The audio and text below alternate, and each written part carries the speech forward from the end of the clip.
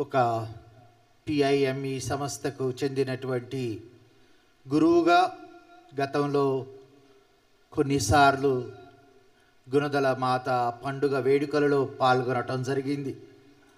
మరి కొన్ని సంవత్సరాల క్రితం నుండి పిఐఎంఈ పీఠాధిపతిగా శ్రీకాకుళ మేత్రానులుగా పిఐఎంఈ సంస్థకు చెందినటువంటి పీఠాధిపతిగా ఇక్కడ గుణదల మాత పాదాల చెంత యొక్క దివ్యబలి పూజ అర్పించటం అనేది ఈ పండుగ వేడుకల్లో మరీ ముఖ్యంగా ఈ 100 వసంతాల పండుగ వేడుకల్లో పాల్గొనటం అనేది ఒక భాగ్యంగా అదృష్టంగా భావిస్తూ ఉన్నాను. మరి నన్ను ఆప్యాయతతో అనురాగంతో ఆహ్వానించినటువంటి మన ప్రియతమ మేత్రానులు అయినటువంటి తలగతోటి జోసెఫ్ రాజారావు తండ్రి గారికి నా యొక్క హృదయపూర్వక కృతజ్ఞతలు తెలియచేస్తున్నాను. 1923లో ఫాదర్ పెత్సోని పిఐఎంఈ ప్రస్తుత ప్రదేశంలో భూమి కొనుగోలు చేసి ఒక బోర్డుని పేద పిల్లల కోసం ప్రారంభించారు. 1929లో బెర్తోలి బ్రదర్ గారు మరియు క్రిప్పా బ్రదర్ గారు కొండ మధ్యలోని లూర్దు మాత గుహను నిర్మించారు. ఆనాటి నుండి నేటి వరకు ఈ కొండ పుణ్యస్థలి మరియమాత తల్లిని గౌరవిస్తూ సన్మానిస్తూ ఈనాడు ఆంధ్రప్రదేశ్ రాష్ట్రంలోనే పుణ్యక్షేత్రంగా అశేష భక్తులను ఆకర్షిస్తూ ఆదరిస్తుంది. ఫిబ్రవరి 11వ తేదీన ముందు జరిగే నవీన ప్రార్థనల రోజున కూడా విజయవాడ నుండే కాక ఆంధ్రప్రదేశ్ రాష్ట్ర నలుమూలల నుండి తల్లి గుణదల మాత దర్శనానికి వచ్చి తమ మొక్కులను చెల్లించి ప్రార్థనలను చేసి ఆమె పుణ్య వేడుదల ద్వారా అనేక వరాలను పొందుతూ వినుతిస్తున్నారు. నేడు 100 సంవత్సరాల పండుగ చేసుకుంటున్న శుభ తరుణాన విజయవాడ మేత్రాసన పీఠాధిపతులు మహాగణ తెలగతోటి రాజారావు గారికి, విచారణకర్తలు గురుశ్రీ విలియం జయరాజు గారికి, పీఠంలోని గురువులు, మఠవాసులు, దైవ ప్రజలు, నేడు ఉత్సవంలో పాల్గొంటున్నటువంటి మరియమాత భక్తులందరికీ ఉత్సవ శుభాకాంక్షలు తెలియచేయుచున్నాను. అప్పుడు మరియమ్మ ఇట్లు పలికెను. లూకా సువార్త 1వ అధ్యాయం 46వ వచనం నుండి 56వ వచనం వరకు మనం చదువుకున్నాం. నా హృదయము ప్రభువుని స్తుతించుచున్నది, నా రక్షకుడగు దేవుని యందు నా ఆత్మ ఆనందించుచున్నది. ఏలయనా ఆయన తన దాసురాలి దీనావస్థను కటాక్షించను. ఏలయనా సర్వశక్తిమంతుడును నా ఎడల గొప్ప కార్యములు చేసెను.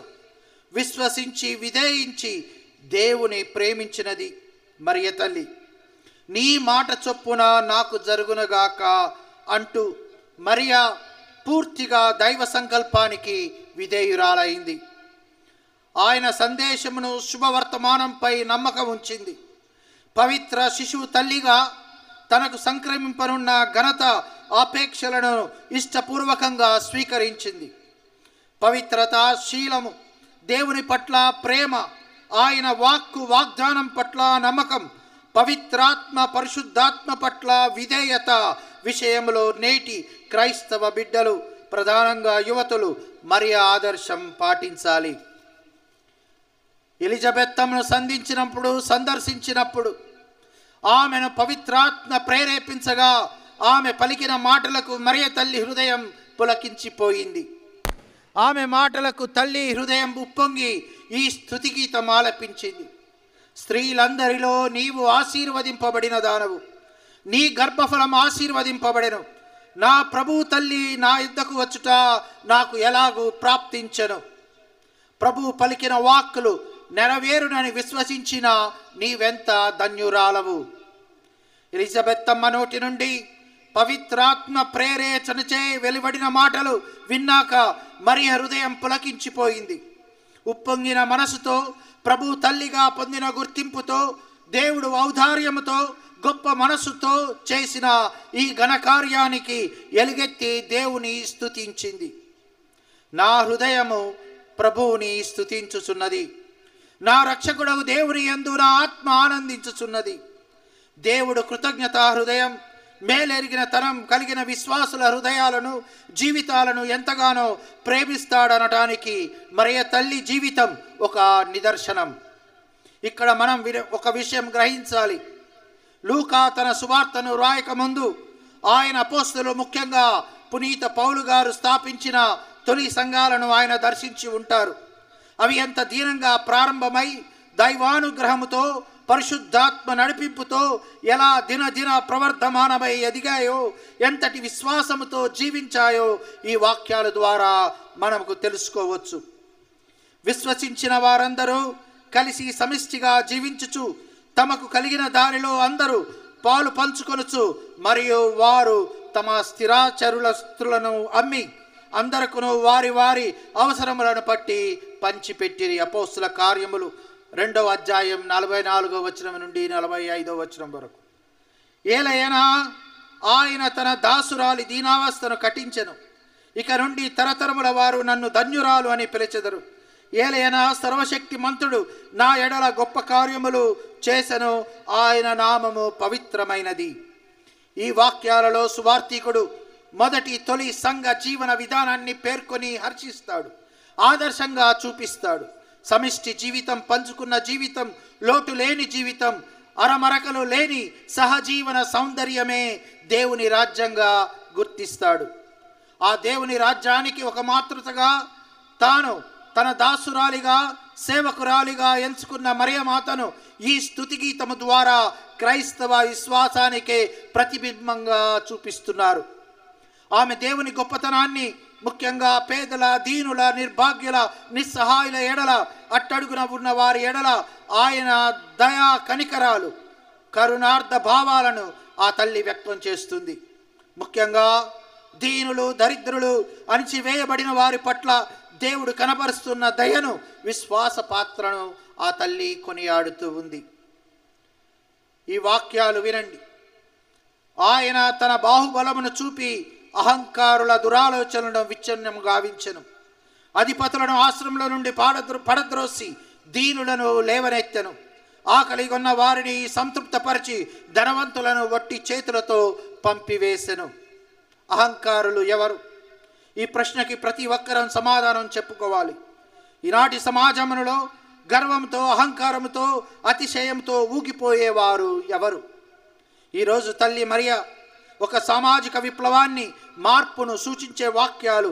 నేడున్న వ్యవస్థ రాబో కాలములో ఉండదని, దేవుడు తీర్పు వస్తుందని, అహంకారులు, స్వార్థపరులు, పీడరులు, పెత్తందారుల దురాలోచనలను దయగల దేవుడు విచ్ఛిన్నం గావించును. ఒక నూతన వ్యవస్థను, నవ్య సమాజాన్ని నిర్మిస్తాడని, దైవ రాజ్యం వెల్లి విరుస్తుందన్న శుభవార్తను తల్లి మరియ చాటి చెబుతుంది. దేవుని ఆశీస్సులను, దయా కనికరాలను అనుభూతి చెందిన మరియ కృపామయుడైన దేవుడు దీనుల, నిర్భాగ్యుల, పేదల, బాధితుల, పీడితుల పట్ల తప్పక తన దయా కనికరాలను ప్రదర్శించి నవ సమాజ నిర్మాణానికి, సమ సమాజ నిర్మాణానికి బావిలో నడుము కట్టుకుంటాడని, అప్పుడు ఆయన అధిపతులను ఆశ్రమంలో నుండి పడద్రోసి దీనులను లేవనెత్తుతాడని, ఆకలి కొన్న వారిని సంతృప్తిపరిచి అప్పటి వరకు ధనబలం, ధన గర్వంతో విర్రవీగే వారిని ఒట్టి చేతులతో పంపివేస్తాడని ఆ తల్లి భవిష్యవాణిని వినిపించింది. ఇది ఆమె నిరీక్షణ కూడా, బహుశా హృదయగత ప్రార్థన కూడా. ఇది ఆమె ఆత్మానందం కూడా. సామాజిక మార్పు కోసం మరియ తల్లి బాటలో, మాతృకలో ప్రతి విశ్వాసి, ప్రతి క్రీస్తు శిష్యుడు నడవాలి. క్రీస్తు కృషి సల్పాలి. దైవ రాజ్య వ్యాప్తికై పాటుపడాలి. మనం కేవలము మరియ తల్లి భక్తులుగానే కాకుండా ఆయన చెప్పినట్లు చేయండి అని పురమాయించిన మరియ తల్లి విశ్వాసములు జీవిస్తూ, ఆమె కుమారునికి తగిన శిష్యుల్లా జీవిస్తూ ప్రభుని ఆశయాలను అమలుపరిచే రీతిలో జీవించాలనే తల్లి బోధన. ఈ స్తుతి గీతం మరియమాతలోని దేవుని పట్ల గల అచంచలమైన విశ్వాసానికి, దృఢమైన నమ్మకానికి, గాఢమైన ప్రేమకు గుర్తుగా ఉంటుంది. ఆమెలో గర్వము లేదు, లేదా ఎలాంటి ఆడంబరము లేదు. ఒక స్త్రీమూర్తి రక్షకునికి తల్లిగా ఎన్నుకోబడిన ఎన్నో ఒడిదుడుకులను అపార్థాలకు లోనైన ఓ తల్లి ప్రార్థన. ఈ ప్రార్థన ద్వారా దేవుడు నీతిమంతుడని, దయా కనికరములు కలవాడని, దీనుల ప్రార్థన ఆలించేవాడని, పీడితులకు విమోచన దయచేసే విమోచనకర్త అని, ఆయనకు అసాధ్యమైనది ఏదీ లేదని దేవుని విస్మరించిన భౌతిక, అనైతిక, లౌకిక విలువలతో జీవించే ఈ సమయంలో ఆయనే విమోచనకర్త అని, రక్షకుడు అని, మనకు సాయం చేయగలే ఏకైక నాథుడని ఆ తల్లి ప్రకటిస్తుంది, ఉద్బోధిస్తుంది. యోహాను సువార్త 19వ అధ్యాయం 16వ వచనం. తన తల్లియు తాను ప్రేమించిన శిష్యుడును దగ్గర నిలిచి ఉండుట యేసు చూచి, యేసు తన తల్లితో, స్త్రీ, ఇదిగో నీ కుమారుడు అనెను. ఆ తర్వాత శిష్యునితో, ఇదిగో నీ తల్లి అనెను. ఆ శిష్యుడు ఆ గడియ నుండి ఆమెను స్వీకరించి తన స్వంత ఇంటికి తీసుకొని పోయెను. మరియ తల్లిని మన తల్లిగా పొందాలి అనంటే మనం కూడా ఆ శిష్యుని వలె ఆ సిలువకు అతి సమీపంగా ఉండాలి. యేసు పాదాల చెంత చేరాలి. యేసు పడిన కష్టాలు చూడాలి. యేసు రక్తపు ధారలతో కడుగబడాలి. మన విశ్వాస నేత్రాలు తెరవబడాలి. పునీత యోహాను గారికి ఒకవైపు భయంతో బిక్కుమనుకుంటున్న తన రక్షకుడి మీదున్న ప్రేమతో తాను యేసు ఆఖరి క్షణాల వరకు అనుసరించాడు.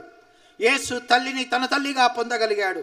కానాపల్లి నుండి కలవరి కొండ వరకు మరియ తల్లి తన తనయుణ్ణి వదిలిపెట్టలేదు. తన తనయుడు అందించిన ఆఖరి మాటకు, ఆధ్యాత్మిక వీలునామాకు తాను బద్ధురాలైపోయింది.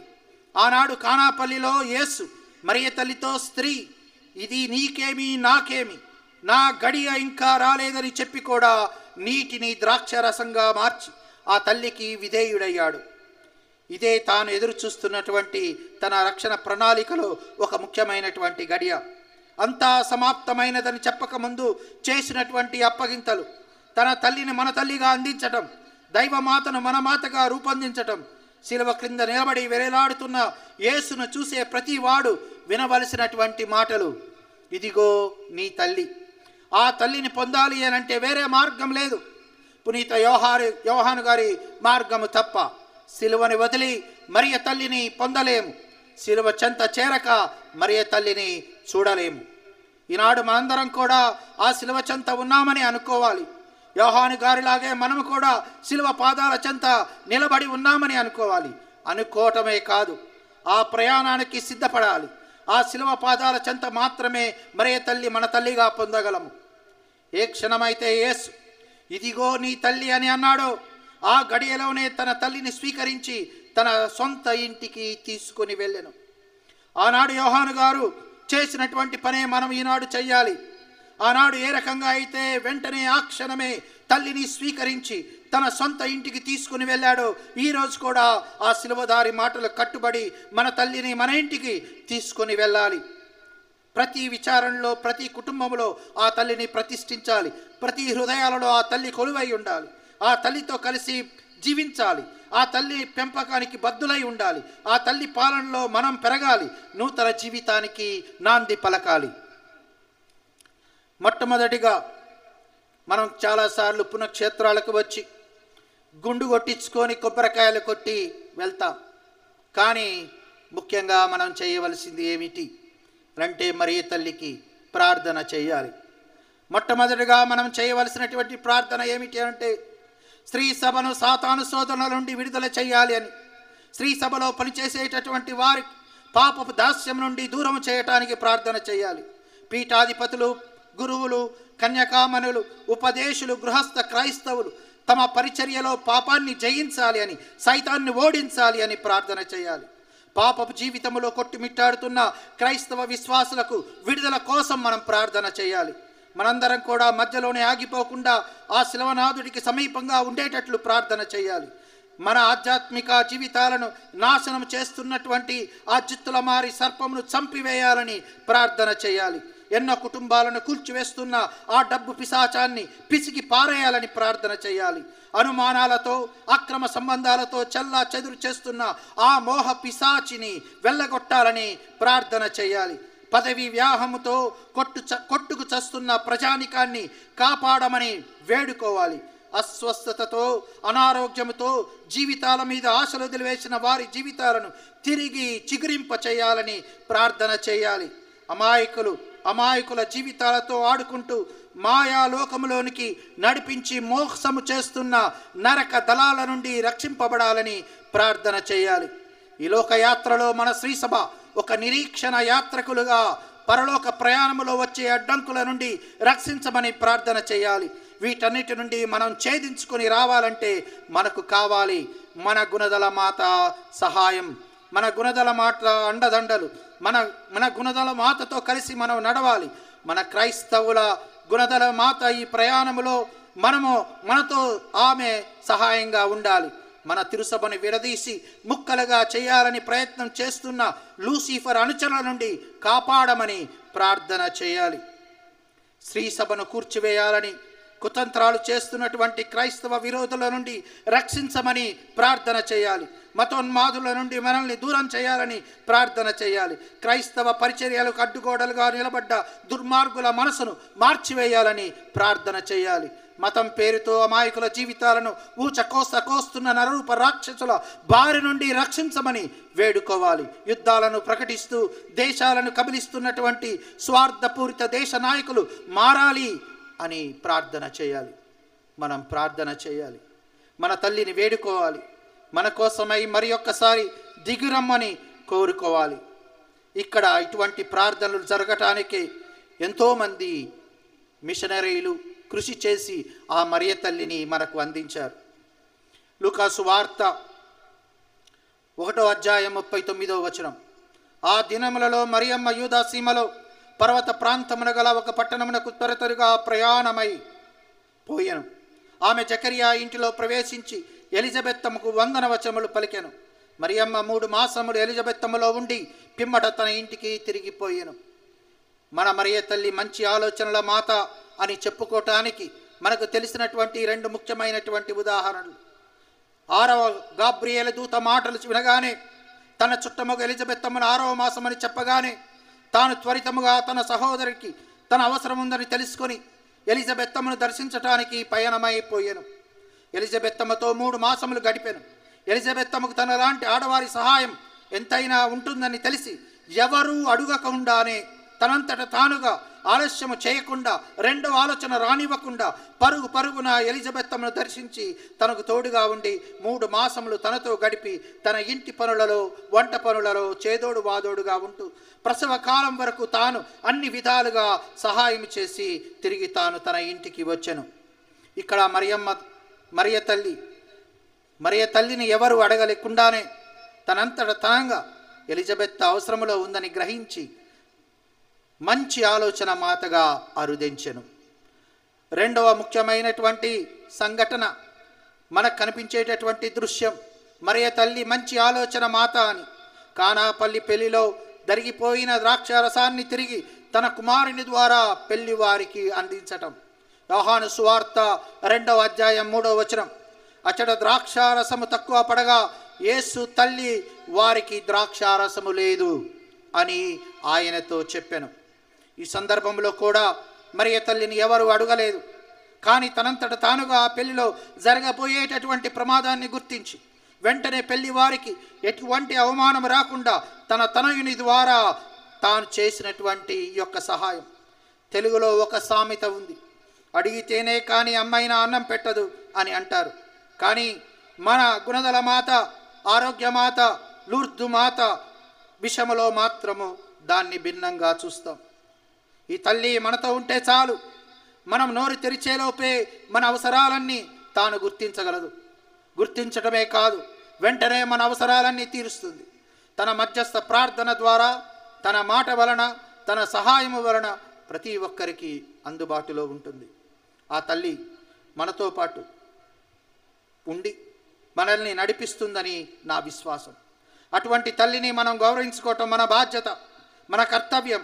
ఆ తల్లి గొప్పతనాన్ని ప్రపంచమంతటా చాటి చెబుదాం. ఆ తల్లిని మన మనసులో స్వీకరించుదాం, మన జీవితాలోనికి ఆహ్వానించుదాం, మన విచారణలో గౌరవించుదాం, మన మనవులను ఆ తల్లికి విన్నవించుకుందాం, మన మనసులను ఆ తల్లిని నిలయంగా మార్చుకుందాం. ఆ తల్లితో కలిసి పయనించుదాం. ఈ యొక్క పుణ్యక్షేత్ర అభివృద్ధికై చెయ్యి కలుపుదాం. పితా పుత్ర పవిత్రాత్మ నామమున